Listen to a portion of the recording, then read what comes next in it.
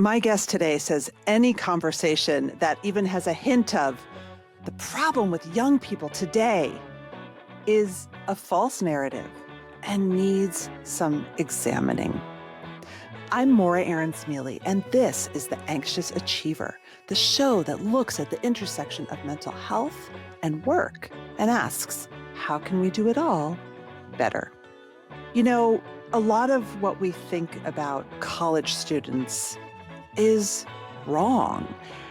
And my guest today, a developmental psychologist whose work focuses on supporting young adults during the college years and then the transition to the workforce, who's a professor at Harvard and the editor of the great new book called Mental Health in College, What Research Tells Us About Supporting Students, which is out soon from the Harvard Education Press, is that actually all of the big bombastic headlines about a mental health crisis among college students is also a lot more complex than it looks from the outside. After all, who among us has not felt alone, anxious, sad, even depressed? If you think back to your own college years, were there moments of feeling that way as well?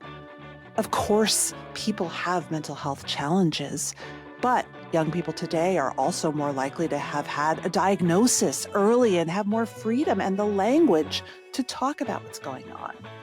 And just because you feel anxious or depressed doesn't mean you're in crisis. In fact, these are normal and appropriate feelings.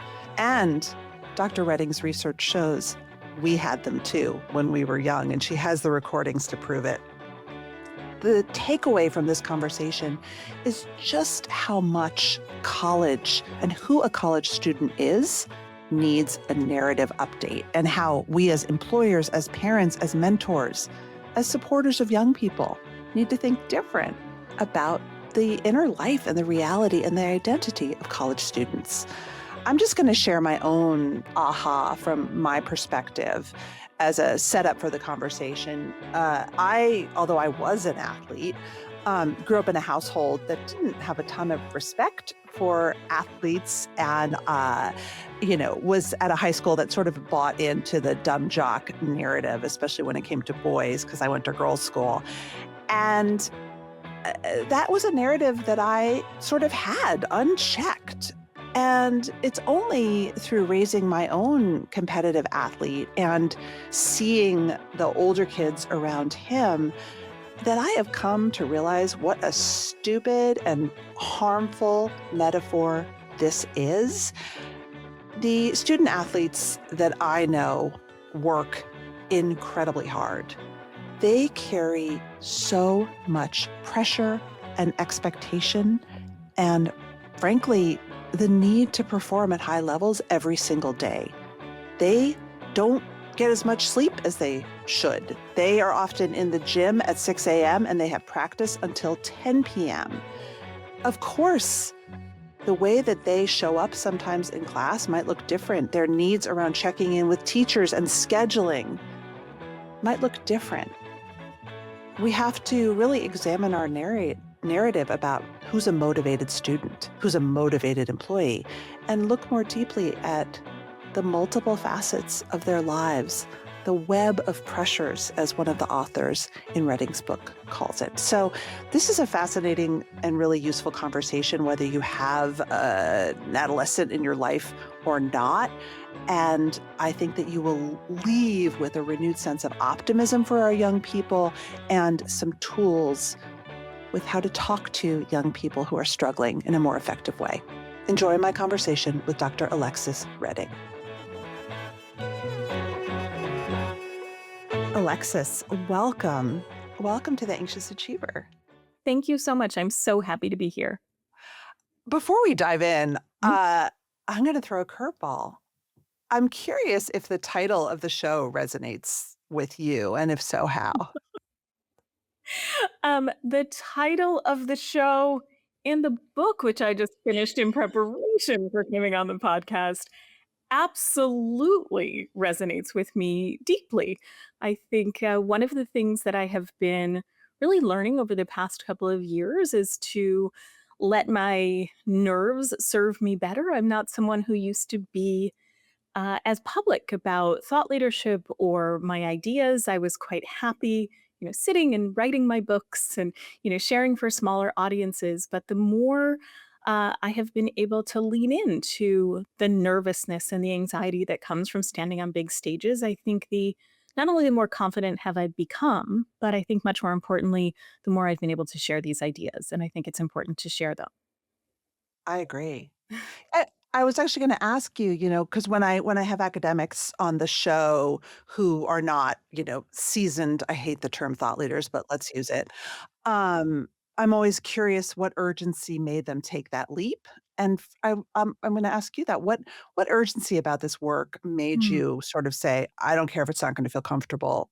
I want this out there." So I think there are sort of 2 points of urgency. One is what led me to do this work in the first place, which is Mhm. I spent 10 years working one-on-one with students and families as they were navigating high school and the high school to college transition, working in particular with high school students who had really struggled for any number of reasons. Sometimes because they had moved frequently or were a non-native speaker of the school system that they were transitioning into. Other times they had physical, emotional, mental health challenges that were getting in the way of being fully immersed in the educational opportunities that they were having. And what I learned in doing that work is that I could empower my students and help prepare them for college. And then I would hand them off in this transition into this next chapter of their lives. And they would come back into my office more bruised from the experience than I had anticipated. Because I had Mm. watched them develop all of the skills and resiliency that we had worked on. But there was something about the way they were landing in college that was not matching what they needed. After doing that work for 10 years and seeing this pattern of my students being more bruised in the transition than I felt that should have been happening, I went back to get what I thought was a 1-year master's degree so I could ask and answer, how do we do this better? How do we support students better in the transition? And what Because I you were trained as a psychologist, is that right? At that point I wasn't. I was a teacher. I was a Oh. teacher and college counselor. And that was when I went to get my early training, first a master's in developmental psychology. And in that moment I realized, oh, nobody is asking exactly the questions that I feel like we need to be asking because I was so steeped in practice. So that's when I got my doctorate in developmental psychology and stayed. So that was the first big turning point of living with the discomfort of Mhm. a new chapter and a pivot because somebody needed to ask and answer these questions.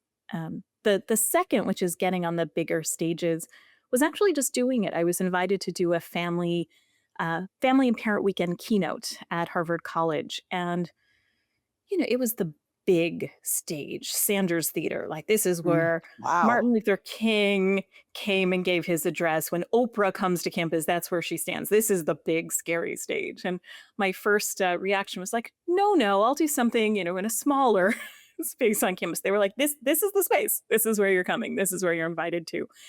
And I discovered in the process of doing that how much the families really needed to hear what I was saying. I mean, I got off stage and there was a line that wrapped through the lobby of parents who wanted to talk to me to either say, thank you for normalizing that. I thought my kid was the only one.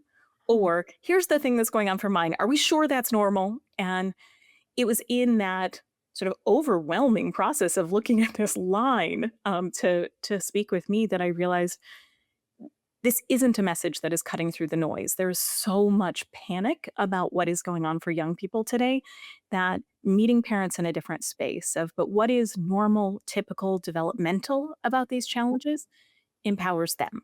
And I've just started leaning into being the messenger around that. Well, I'm glad you are. Thank you. Um, so I should also say that to my listeners that I know that this is not a show aimed at young people, and I probably do not have that many listeners who are in undergrad. Don't know, but based on feedback, that's what I think. Um, I bet I have a lot of listeners who have teenagers or adolescents or recent grads. I myself have a junior in high school and a freshman in high school. So college is really on my mind from the start of it. Um, and we have obviously young people who are early in the workforce.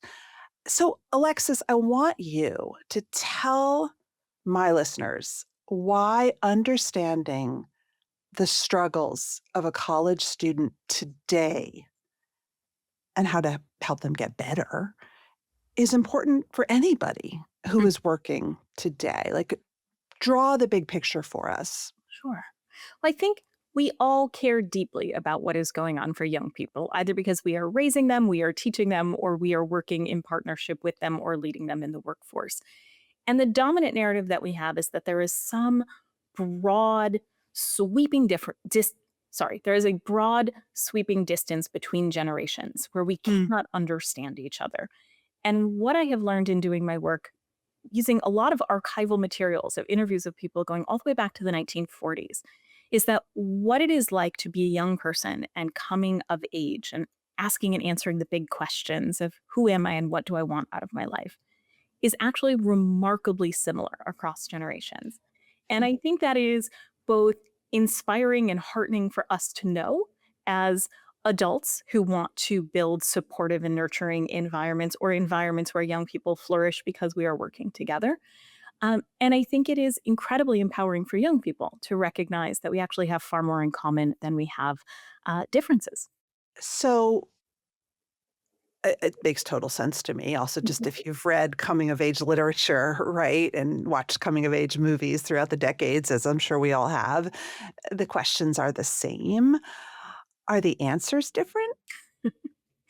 I think in some ways the answers are not actually all that different. One of the most remarkable things, so the archival work that I do with students who were in the class of 1975, one of the opportunities I had with my research partner is that to actually find those folks who had participated in interviews 50 years ago and had basically forgotten what they said or sometimes even that they did participate. But these are folks who went in and they were interviewed at the end of each academic year. So at the end of their first year, sophomore, junior, senior.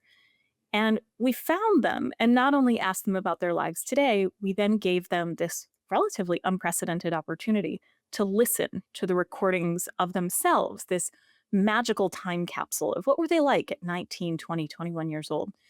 And all of them tell us, having had that incredibly unique experience, that what they recognize in those younger versions of themselves are what their own children and grandchildren and students have been experiencing over time. So it's not just me as a researcher drawing these conclusions that there is continuity. It's the folks who had this lived experience and were able to have a one to one comparison whose immediate reaction is, I didn't have enough empathy for young people today because I didn't realize that being a young person today is actually just like it was for me, or at least in those developmental milestones. Mm, that's beautiful. But let me then ask the big question, Yeah. because you've written a book about it, is why are measures of mental health so much worse Mm. for college students today?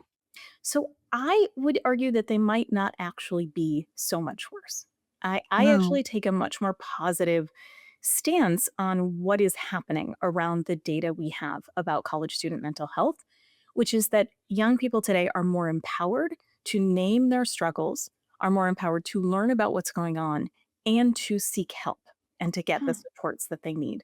So, a lot of these trends that we see where we are having more and more students with diagnosed conditions in college is partly a win that we have created an environment where students who need these diagnoses are getting them far, far earlier. I mean, for just one example, I'm now 50 years old.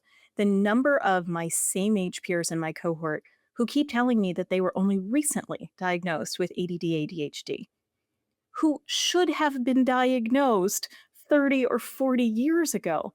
That's not going to happen for young people today.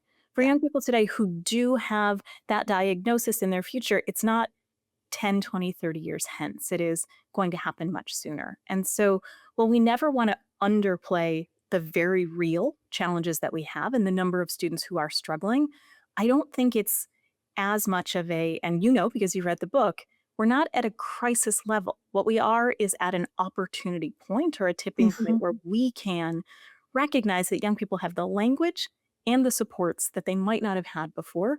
And if we lean in and meet them where we are, that means decades from now, they're going to be far better off.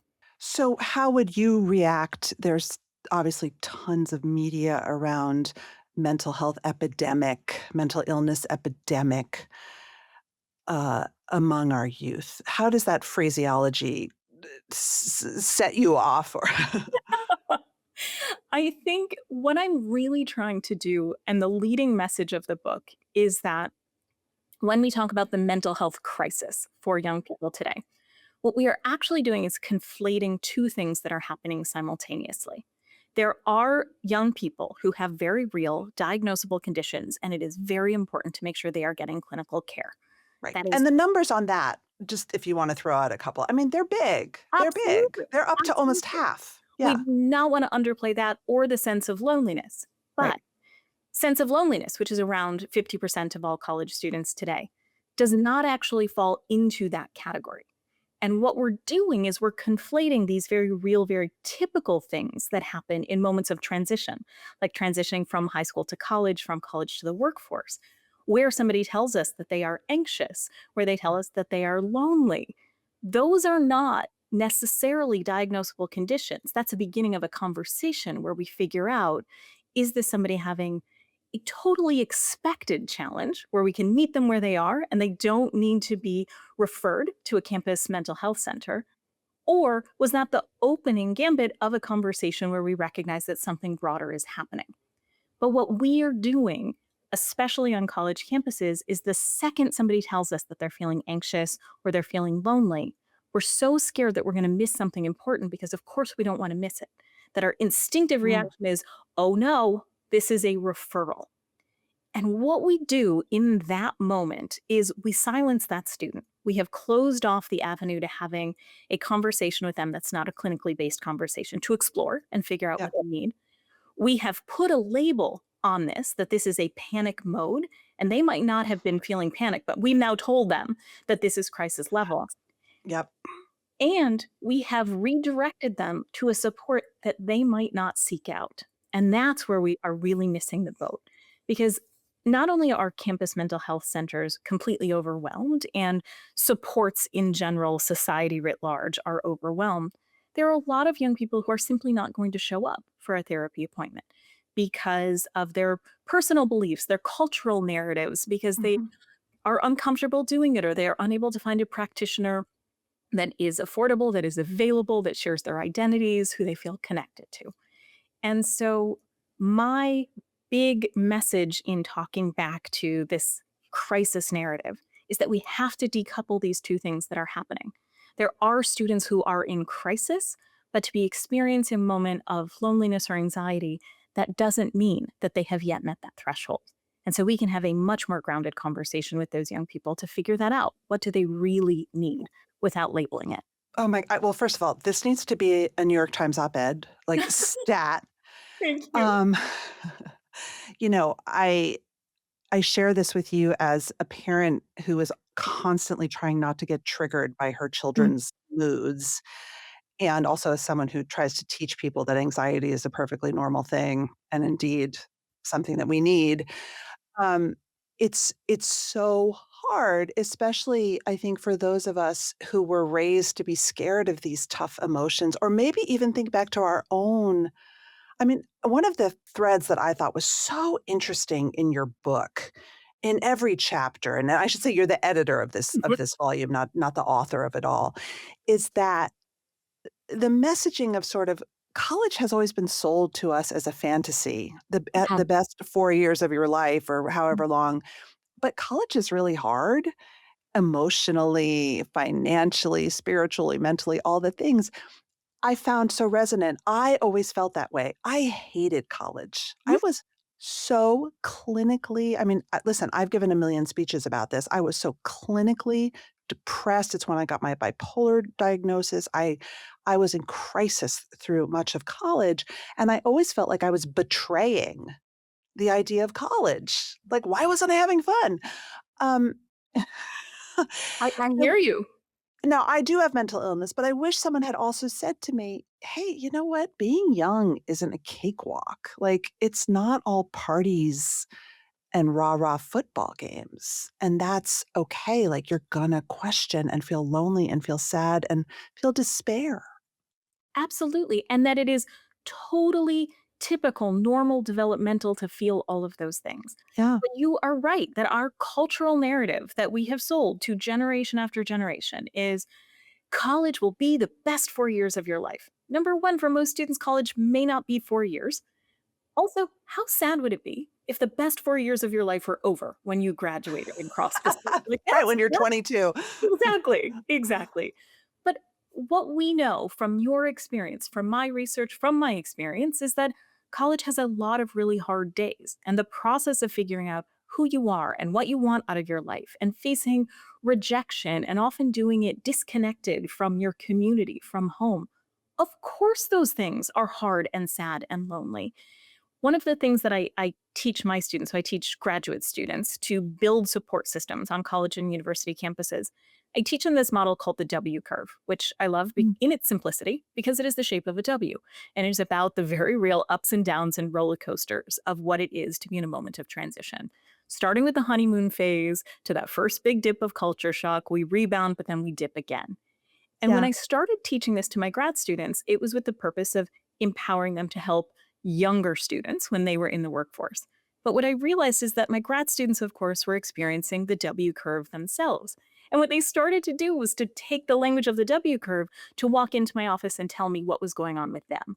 I'm Mhm. really just in culture shock. I'm just having such a hard time rebounding from culture shock. And in that experience, I realized all they needed was the language to sort of de-intensify the emotion around saying, "I'm having a hard time," and Yep, suddenly it was normal, and so they yep, weren't scared to share it. yep. But what we know about students is if we live with our best 4 years narrative, they're far less likely to share with each other when they're struggling, Mm. and then it's really hard to share with a campus adult or a family member that you're struggling if your instinct, which is often right, is that they are going to panic. And that is too often the instinct. And so young people are left to struggle through these emotions on their own because who are they going to share the sense of loneliness? But what we know, of course, from the data, from the interviews, is that they're all sharing that sense of loneliness. And so if we can facilitate the conversation and give them the language around this is typical, of course you're feeling lonely, then at least they're not feeling lonely alone. It's beautiful. One of the big aha moments for me reading across the chapters in your book is that college students aren't all 18-year-olds who have just left home, for the first time. Can you talk a little bit about what it means to be in college has changed in recent decades and or maybe it's always been this way, and how that impacts the mental health and well-being conversation? Absolutely. So I think whenever we are talking about college students, and we've done it because by default, this is our sort of narrative of who a college student is, we are picturing an 18-year-old on a residential college campus who is a Mhm, full time student, who is mhm. participating in extracurriculars, who has the freedom to do deep exploration, who does not have a family to worry about or obligations beyond campus. This is our sort of Joe College narrative of the 50s, right? Exactly. And that is where most of the research even sort of meets us is by talking about this Really? typical student. In the last decade, we've really begun to move beyond that, but so much of the literature is really grounded on this idea of being 18-year-old in residence. The reality is that about 13% of college students would meet those benchmarks of moving 13%. 13%, which means Wow. 87% of students are older, not in residence, haven't transitioned directly from high school to college, are raising children or caregivers for elderly parents or for siblings. The typical normative college experience today does not at all look like what we tend to describe. The average age of the college student today is 25. So that means we Wow. haven't transitioned directly Right. from high school. It means we've worked, potentially built a family, spent time in the workforce, preparing and financially getting ready to be in college. And so, where we find a mismatch, not only in the narrative, but in the supports that have been built at colleges and universities over the years. So, for example, the campus counseling center often closes at Mhm. 5 p.m. But if we are on a commuter campus, if we are working with college students who are coming to campus after hours, because that's when they can go to class, that means suddenly that avenue to support is shut off from them. And so we have to really start thinking, if we are not the campuses of the world that are the 18-year-old college campuses, and I work on one of those, and there are plenty of them, but if we are not that college campus, we have to really think about access points for supports because students are going to be struggling not only in all of the ways the traditional, in quote, college student is, but all of the other ways that people are struggling as they are juggling work responsibilities, caregiving responsibilities, and then all of the stresses of being in transition. I mean, one of the statistics that was really really stood out for me in the chapter on financial well-being, which I want to get to in a second, was 68% of undergraduates in a survey work for pay while in college, and 41% of those students worked 40 hours or more a week. Among that percentage, 38, so almost 40% of them viewed themselves as a worker who goes to school rather than as a student who works. Yes. I am so glad that we were able to include that chapter, which is based on Yeah. research from Trellis Strategies out of Texas.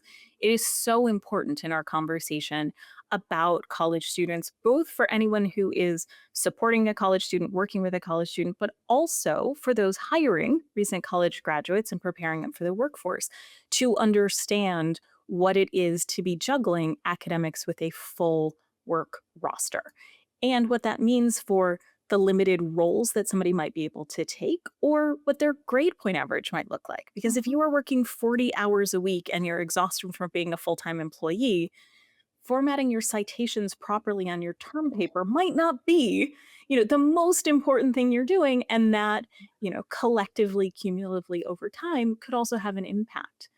One of the things that I loved was a community college, I think it was, that had moved from cold syllabus attendance policies to warm syllabus attendance policies.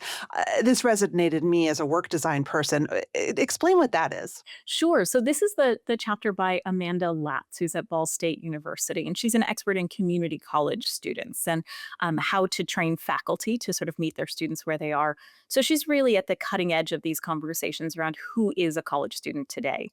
And so Mhm. the idea behind a warm versus cold policy is a cold policy in her description is a if you are 15 minutes late to class, the classroom door will be locked and you will be marked absent. This is Right. a sort of clinical language, hard and fast line that doesn't at all recognize that that student may be depending on public transportation coming from work to try to get to their classroom.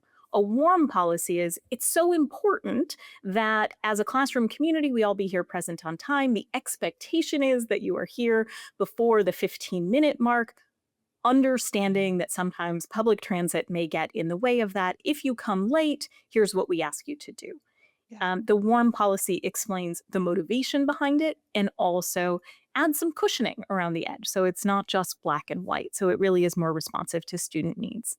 I love that. I wish more employers would employ that tactic as well, right? Because what it's saying is, I don't assume the worst. I don't assume you're trying to shirk this or get out of work. I know that your life is complex and you're doing the best you can, and here's how you can do your best. Yes, I when her chapter in particular makes me think of my father, who was an archaeology professor for many years, and he taught at a lot of different colleges and universities, including University of Michigan and Hamilton College, a private liberal arts school in upstate New York. But he also taught at Oakland Community College, and one day we were talking about teaching and meeting our students where we are and having the kind of conversation I like to have. And he'd been teaching for 50 years at that point. And he said, in all of my teaching, he also taught at Wellesley. So, like, Oh. the kind of students you would think were like, these are the best and brightest, most engaged students. He said the most intellectually curious students he ever had were his Oakland Community College students, because those were the students who came at 8 o'clock at night to talk about archaeology after they had worked a full day, who, had to get the caregiver for their littles at home, who, Mhm. had to arrange with their spouse that they were going to be out, every Tuesday night from, in the evening. And there was something so beautiful in that recognition of starting from a place of recognizing what somebody gets through to get into your classroom. And that even if those students were fatigued from the workday or running late or carrying all of their belongings from coming from one job on the train to the next place, there was something I think that is meaningful about recognizing that, about what it takes to get into the room. And I think a warm policy really allows us to lean into that. Okay, so my audience, I want you to be thinking about warm versus cold policies in your own work practice. Um, yeah, that really, really stuck with me.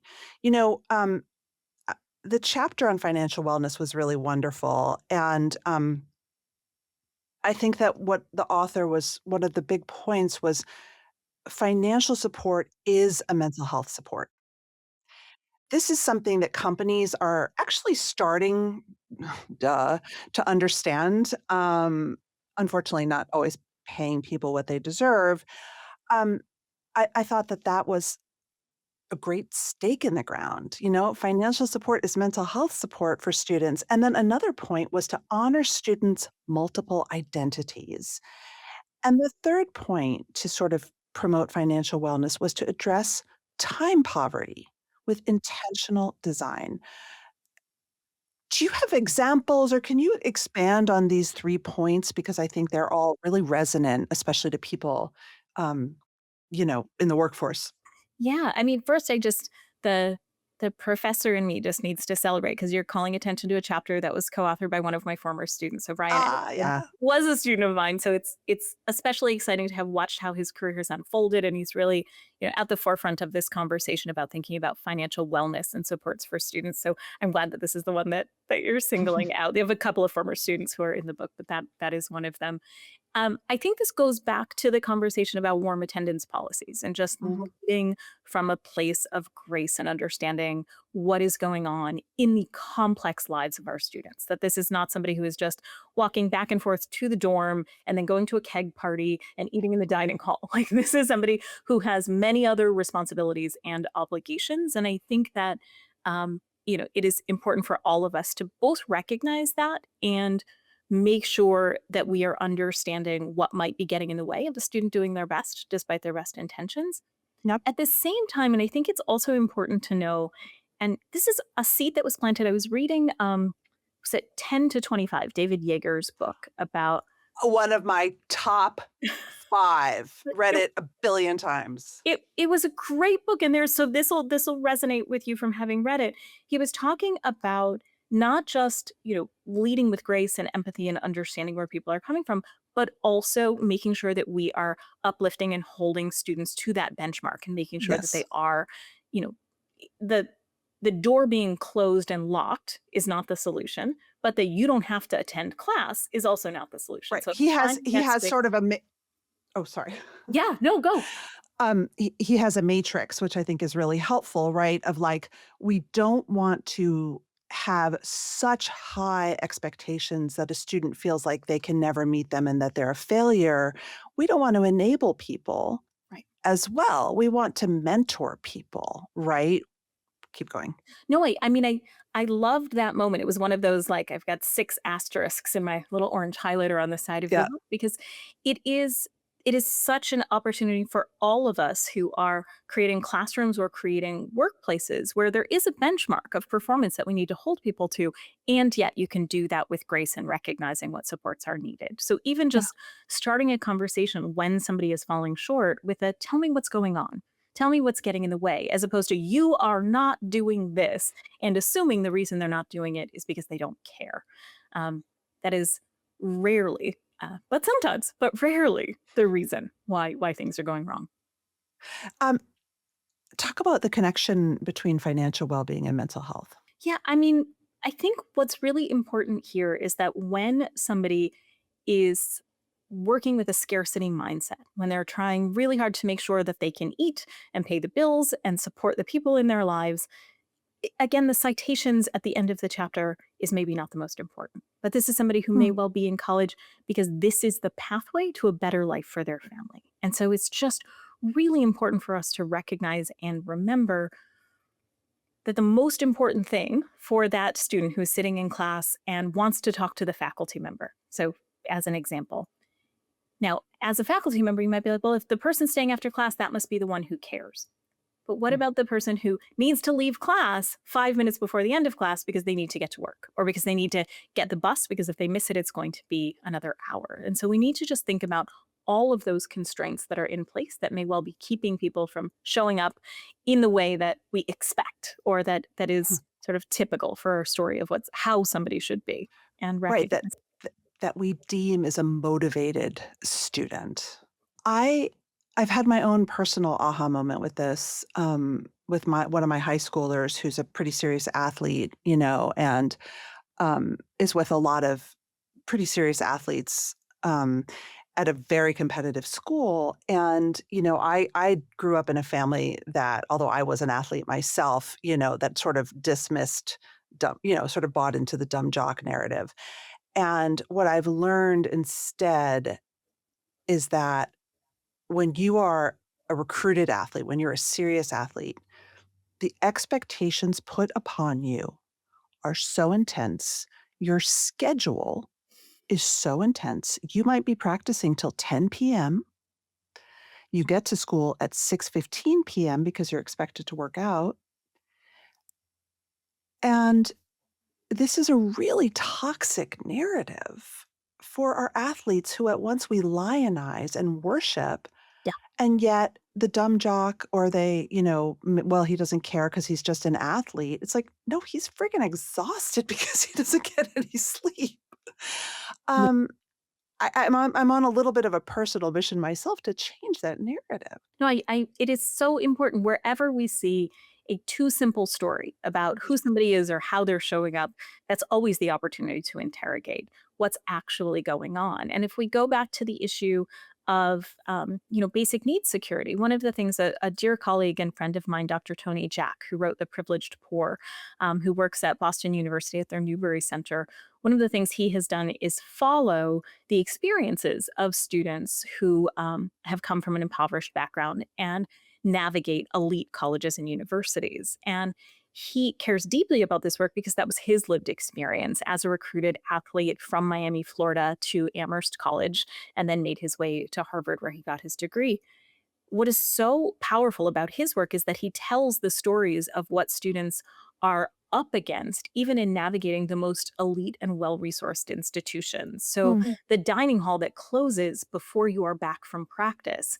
But do you have the disposable income to buy the $12 sandwich at the one place that is still open or Yeah. eat all your meals out of the vending machine? And you're Or supposed to be DoorDash. or I mean, which is not even an option in Amherst or wasn't when he was a student, but is today. But thinking about, closing dining halls when it is the November holiday or the winter holiday period, and students who are stuck on campus because they can't afford to travel home suddenly don't have a place to eat. And so Yeah. I've loved watching his work actually inform the conversation.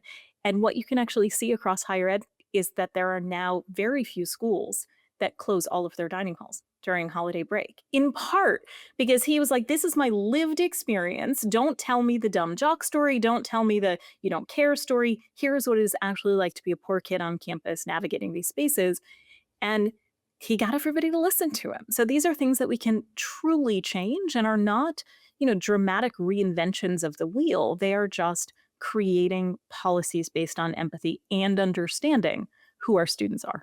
Yes. And to be clear, I'm not conflating social economic status with being an athlete in my example. I know you're not either. I think that it's, there are so many examples of life reality, you Absolutely. know, and it's something that I think certainly in the workplace and COVID in the workplace expedited this reality for bosses and for corporate like overnight. It was like, oh crap. we, you know, people have other responsibilities. But to me, it's always been, I think a lot of us like operate in the world like as kind of our shadow self, and there's our outward facing professional self. And we're all desperately like the ducks underwater, just trying to keep it together. Absolutely. I mean, if there is a positive slant on what COVID did is we had to all show up as our more authentic versions of ourselves when, you're sitting in the closet because the littles are running around or you didn't have the private space to be working in. I think the more we can not be the duck who's sort of paddling ferociously under the water and nobody sees that, the better off we all are, right? Yeah, and I think that to me, that was a big takeaway of your book is that how do we get it to be a safe environment at a university so that students who are great maskers, right, Oh, absolutely. don't have Absolutely. to be the duck all the time. Yes, and I Or I mean, I love the duck syndrome metaphor, that idea that everybody is paddling ferociously under the water just to stay afloat. But if you look at the duck on top of the water, it seems so effortless that they're gliding by. And that's why the students mask to each other is because everybody else Mm, seems to have it all figured out. We actually have been interviewing students from the class of 2025 and 2026, which is really sort of that COVID generation. 2025 graduated high school online, 2026 came into college when we were still sort of in pods and not eating in the dining hall. And so we've been following the original sort of protocol of the 1975 study to replicate it now 50 years later.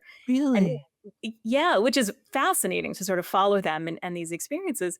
But one of the things that has been so telling is that I would say 85% of the students talk about how lonely they are. Hmm, And because we know who the students are and who they live with, and they mention people by name, but they don't know who else is in the study. Like they're not sharing with other people. They don't know that we just heard their roommate say that they felt lonely, but they tell us, I'm the only one. My roommate is really thriving. Or we know that the kid down the hall was interviewed yesterday talking about how lonely they were. But the student I'm talking, everyone else on my hall is so connected because they're not sharing it with each other because they think they're doing something wrong because we've hmm. sold them that college is the best 4 years of your life. The best 4 years of your life are not supposed to be lonely. But what we know from your experience, from my experience, and from the data is that college is lonely. And the process of growing up and asking these questions feels lonely. That makes me sad because, that I think the other thing that I hear all the time from older generations is these kids talk about everything and they want to talk about is their mental health and their neurodivergence. They're all on TikTok, like labeling themselves and what I'm hearing you saying is they're that may be true, but they're also masking to each other and trying to maintain the facade of Yes, perfection. absolutely. I think that both things are simultaneously true, which is Hmm. confusing and complex. I think young people today are more likely to use the language of clinical diagnoses casually and in conversation. And so we, not having done that in a different generation, we're like, oh, they're always talking about these things. But they're not having that same level of conversation. It's sort of I'm struggling. Are you struggling? Yes, let's get through it together. And then they're smiling while they're together. And then they go back and they're like, yeah, they actually had it figured out. They don't know how hard it is. They don't know how much I'm actually struggling. And that's what we see in interview after interview. It's actually I love creating the space for students to tell their stories and I love being able to uplift their stories. But it is really hard to see Mhm. how much young people are just feeling so disconnected and misunderstood. And every story that starts with kids these days are is just another way that we are misunderstanding and invalidating the reality of their experience. You know, Rainsford Stouffer wrote a chapter in your book. I had her on the show. She wrote a book called All the Gold Stars. I think it was called about being an achiever who looks perfect on the outside. And um, she talks about a tangle of pressures. Um, Another takeaway I had reading your book is just, God, these people are so busy. They are scheduled back to back to back. They have no space. They have no time. Huh. Wonder who they learned that from. But Stover talks about a tangle of pressures. It's not just one thing that's impacting college students, it's a sort of web of varying pressures. What does she mean by that? Mm. So I love that chapter in particular. That chapter, so it is chapter 1 in the book. It Mhm. was meant to be chapter 6. And as soon as I read it, I was like, actually, no, this is the framing of the book. Because what Mhm. she did, and Brainsford is an exceptional youth journalist. So she uplifts youth voices and tells their stories in these really compelling ways. She interviewed 3 college students who had different kinds of struggles with mental health, and then she realized she didn't want to tell their stories. She wanted to create space for them to tell their stories. And so it's actually a co-authored chapter with 3 young people who, with Rainsford's help, really beautifully articulated the complexity of all of these different competing pressures that are part of this web. And so it's not just the going to college, maintaining good grades, building relationships, figuring out who you want to be and what you want to do with the rest of your life and navigating the workforce. It's also the, learning to take good care of yourself and navigating the mental health challenges that come up along the way and navigating the relationships and how things change at home. And all of these pieces are happening simultaneously while we're, showing up and writing our philosophy papers or sitting in our, chem lab. We are also trying to parse what it is to be a daughter away from home with the challenges that are going on, what it is to be a friend when those relationships are changing, what it is to be struggling financially when your tuition bill is due and you need to figure out how to eat for the rest of the week. Like all of those things are happening for students at once, but we tend to tell these very monolithic stories about who they are. And so what she was able to do by helping those young people in their own words tell their stories is illustrate that level of complexity of how many things they're negotiating at once. And I think also shed light that is useful for all of us on either side of the transition to the workforce, either from the high school or the for the higher education side or the employer side, is to help us recognize just how much pressure there is on the picking a career. I mean, what we know, having been in the workforce for many years, is that most people will have multiple careers, and those are windy paths. And when one thing doesn't work out, it opens the door for the next thing to work out. And we know this, but young people don't, because the Mm, story we tell them is, what do you want to do? Who do you want to be? Pick that and yep. stay in that. But that's not actually how it works. And so, as we're thinking about the complexity of pressures that young people are feeling, a lot of that comes from this story that it's very simple to choose what are you passionate about? What are you going to do forever? And that feels so, so high stakes. And what we actually need to do is have a much more humane conversation about what are the things you're interested in? What are the skills you can build in your first job out of college that will help you as you begin to explore and expansively look at what that might be 5 years out or 10 years out, as opposed to just choose, launch, done, done and dusted. I always quote Mary Catherine Bateson's metaphor of composing a life as patchworks on Mm, a quilt. yeah. And, I think your book and certainly the book ends with sort of what you're talking about, the search for a job after college. We still have that outdated ladder metaphor. And that first rung on the ladder to me feels more amorphous, more impossible than ever. The authors in this chapter write that the state of ambiguity has become a defining feature of the modern career experience, and it's a huge stressor in how students find their way. Right? It's just, it's just like to me, the metaphor would be you are in this very focused environment, and you open the door into a vast galaxy, and you're staring into the galaxy, Yeah. thinking, "What the f am I supposed to?" To do now. Yeah. It's not like you can easily get on that first rung anymore. No, and I think it's not even in anymore. I One of the Hmm.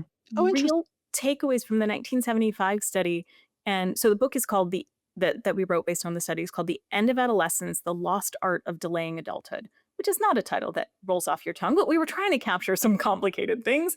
And one of them was that these students, as it came to graduation in 1975, all of them pushed back on the what am I supposed to do now? And all of them were like, I'm going to go to grad school. I'm going to go into the military. I'm going to become a photographer for 2 years. I'm going to travel. They were trying to delay what the next thing was because they did not feel prepared or equipped to be in the workforce quite yet.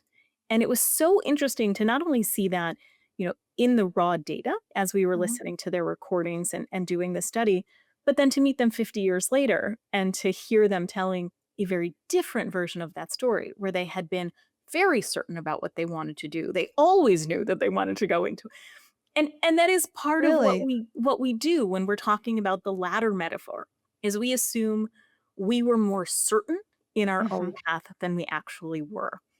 And by leaving out all of that messy middle and uncertainty and sort of panic that we felt, we are not equipping young people to navigate what actually all of us have gone through, which is this the right path? Am I going to be locked in? Can I support myself? Will I be happy? Is this really my purpose? And, maybe not, but it's not the only rung on the ladder. It's not the only option you get. And I think we need to create space for young people to better understand that. And maybe to do that, we need to remember a little bit more of that ourselves. How do we do that? Like, how does the college career center I one of my work study jobs was in the career center. How does the career center how does mentoring need to change? Like, what needs to happen? So there are a couple of things that I think need to happen. The first is just broadly telling a different conversation Mm, that your first job out of college is unlikely to be, unless you're in a very small sort of sliver of folks who have known forever and have been goal directed forever, and that is the right choice, and they're never going to pivot away. For most of us, the first job out of college, the first 5 years, is going to be a continued period of exploration, of refining and honing your skills and testing things out. And so we need to have a conversation with students about that this isn't the permanent placement for the rest of their lives. And this is an opportunity to continue exploring, contributing, and building skills. I think the other thing that we need to do in terms of both mentorship and career services offices is that we need to build in more opportunities for deep reflection with young people. And mm, part of how you do that, and I've written about this with Dory Clark. We've written about the mentorship model, which comes from the book, which is the idea that our story of mentorship is a little bit off. We tend to think that the most important mentor we can have is a top level person in an organization who is older and more experienced, who can sort of guide us from up on high. And it turns out that that is one form of mentorship. But a much more important form of mentorship is what we call a mirror mentor. This is somebody who really knows you. They might not know the field as well, but they really know you. And they can see you in a way that we often can't see ourselves and can reflect back to us. I know you say that you really want to go into medicine, but you understand every time you come back from organic chemistry, you're in a terrible mood and you are dreading going to class and you are dragging your mhm. heels and you are complaining about X, Y, and Z. And when you go to your sociology class, you come back all lit up and excited. Do you realize that's something that we don't necessarily see for ourselves? The next sort of rung of mentorship is what we call the window mentor. That's somebody who knows the field sort of broadly, who Mhm. can say, well, now that you know for yourself that this is the thing you might want to do, here are the ways that you can explore that in the field. So let's say you do know that you care deeply about STEM and medicine, but you don't actually like being in a setting where people are crying or where there is blood around. So a window mentor can help you explore and think about what are all of the other ways you could be in this field that are meaningful, like research, all of these different spaces. And then the third level is the sort of what we call a guiding light mentor, who's the more traditional figure who, once you've figured out for yourself what matters and explored the field of what might be a fit, can give you some very targeted guidance. But that's not the person who can help you see yourself. They're sort of the third step along the trajectory. I love that. Well, thank you. I appreciate that. I somehow missed that piece, but I think that's really powerful, and you also have, the writer of one of the chapters talks about the designing your life model from Stanford, which is so famous as well. There are echoes, of that as well, which is what do I actually love to do versus, the aspiration that comes from maybe my parents, maybe somewhere else, maybe Yeah. this image of myself. Yes. I love that. That is very useful. Um, I want to ask you another question, and this might be a little just take a flyer here. I know, which is sometimes hard for academics to do, but um, One of the pieces of feedback that I hear from managers working with Gen Z, and actually it was millennials as well when they were younger, is they want it all so fast. They don't wanna wait. They don't wanna wait to get promoted, they don't wanna wait for the authority, they wanna start speaking and keynoting at conferences even though they've only been in the workforce for 8 months, and, it's interesting to me. I see it that, and certainly when I've mentored and worked with younger people, I haven't ever really thought about a why. Maybe it's always been this way. Maybe personally, I think a lot of it is because there's been so much hype around young entrepreneurs, and there's such a success narrative about achieving when you're young. I think there's a lot of anxiety. Any thoughts about that? Yeah, I think whenever there's a pattern like that, the question to me is, what is the message that they're getting? And Mm, I think that my guess, based on the interviews, in particular with 2025 and 2026 grads, so those who are graduating this year, is that what they're hearing are these powerful success stories of people who leave college and within 2 years have graduated to this very exciting role. They're not hearing the stories of the person who 2 years out is still exploring and maybe floundering. And so yeah. there is such a fear, especially college is so expensive and it is such a commitment by students and families. They want to make sure that they are getting the return on the investment. And so the story that they've heard of what success is that in 2 years they're on a big stage, as opposed to that in 2 years they much better understand what it is that they want to do and how they want to grow from there. So that would be my guess, Mhm. but I'm not sure. It's a really hard one, I mean, I think you can't have a conversation about college without talking about the fact that it is just bonkers expensive. Yes. And as a parent who will be paying for 3 college tuitions, like, it's bonkers. And so in 1975, people could go to college. My mom went to UC Berkeley. I think she said it was like $19 a credit.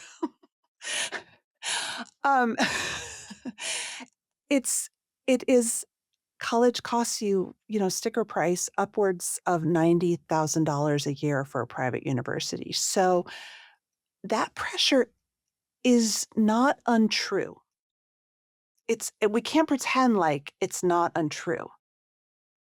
No, and I think it is also, I mean, one of the things that has been a really transformative piece of going to college is that more and more students are able to get scholarships for large pieces of tuition, but that doesn't actually make college affordable No, because and federal grants are actually harder to get, which are the probably, lower end, yeah.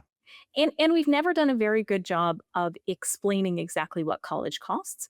And so even just textbooks and access to learning materials are astronomically expensive if the faculty member isn't being very thoughtful about how they're curating those things.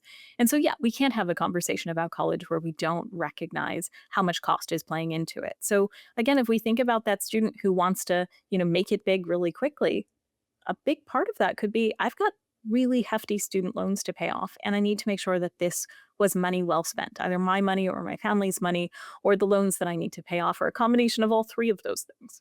Yeah, and that's okay. Like, I do think in elite circles, there's a lot of bemoaning. I actually was with a bunch of eminent scholars recently who were sort of bemoaning the fact that more students aren't going into public service, and it really triggered me because I was like, y'all, like, who can afford to go into public service? Like, rich kids. Um, why are we taking a systemic problem and foisting it on young people and saying, "No, you don't ever get to live in a house close to your work. You don't get to enjoy, nice things." That feels unfair to me.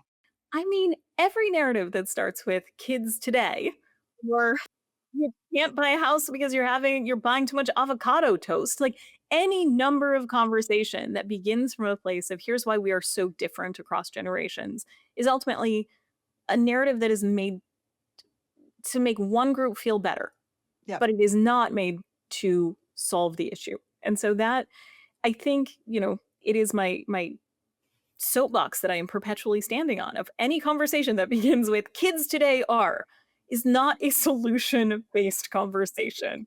Um, but really asking the broader question of, okay, if we are seeing a pattern that looks like this is what's happening, number one, are we sure it's so different from our lived Mhm. experience? And I've got the data from the 40s that suggests maybe not.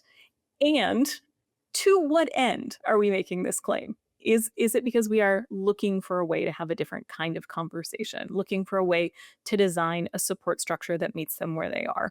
And my hope is sometimes the answer is yes, but it is not. It is not often. Okay, my last question is I like to ask my guests to model coaching conversations. If you were someone with power and authority, maybe you're a professor, maybe you're an employer, maybe you're just a mentor, and a young person comes into your office and is like, I feel really lonely. I feel Mm. worried. I don't, and you don't think they're in crisis. What's the next? What do you say? What's a warm? Sure. I think my first response is always some combination of, I'm glad you've told me, and I totally relate to that. And Hmm. without overburdening them with some very lengthy story about my experience, I will validate for them in a succinct way of how I had felt that way in the past. And not with the purpose of saying, and it all worked out okay, Right. but just to live in it with them for a moment of, I remember when I was a transfer student and coming in and trying to find community for myself, feeling incredibly lonely in those times. Tell me, what does that feel like for you? Or tell me, how is this different from what things were like in high school, and carving out the space to have a conversation. But I think young people need to know that they are not alone in their experiences in these emotionally intense moments. And if we're honest, we have all felt lonely and anxious and stressed in moments of transition. And so we have plenty of examples to lean into. But mostly in those conversations, I want to be speaking a lot less than they are. And so it is mainly about carving out this space so that they can share what it is that they're feeling. And that also gives me the opportunity to figure out, are they in crisis? And to make sure that I know that they are okay, that this is a typical, normal developmental process and it will all work out. But I'm not going to say it'll all work out because No. nobody wants to hear that when they're having a hard time. It's not helpful. Alexis Redding, thank you so much. Of course, my pleasure. It was really fun. Thank you.